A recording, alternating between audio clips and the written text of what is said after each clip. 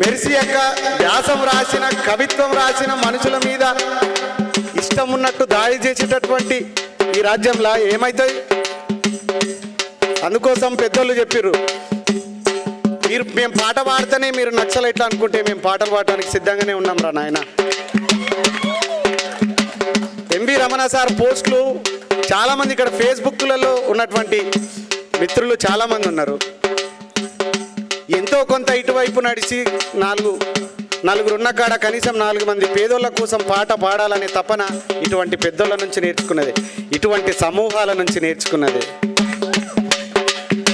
అడగవే అమ్మా ఈ భారతదేశం వెలుగుతోందట, అడగవే అమ్మా నేనడిగితే ఎన్కౌంటరు, నేనడిగితే ఎన్కౌంటరు, మీరడిగితే ఏమంటారు?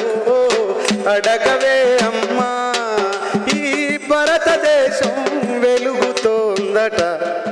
ఓ భారతమ్మ నువ్వన్నడుగు, ఓ తెలంగాణ తల్లి నువ్వన్నడుగు, ఓ తెలుగు తల్లి నువ్వన్నడుగు, అడివమ్మ నువ్వన్నడుగు, కనీసం నిన్ను దోసుకోవటానికే వస్తారు. ఈ నేనడిగితే ఎన్కౌంటరు, నువ్వడిగితే ఏమంటారో. Thank you. ఈ పాట రాసిన రచయిత మిట్టపల్లి సురేందర్ గారిది ఈ పాట.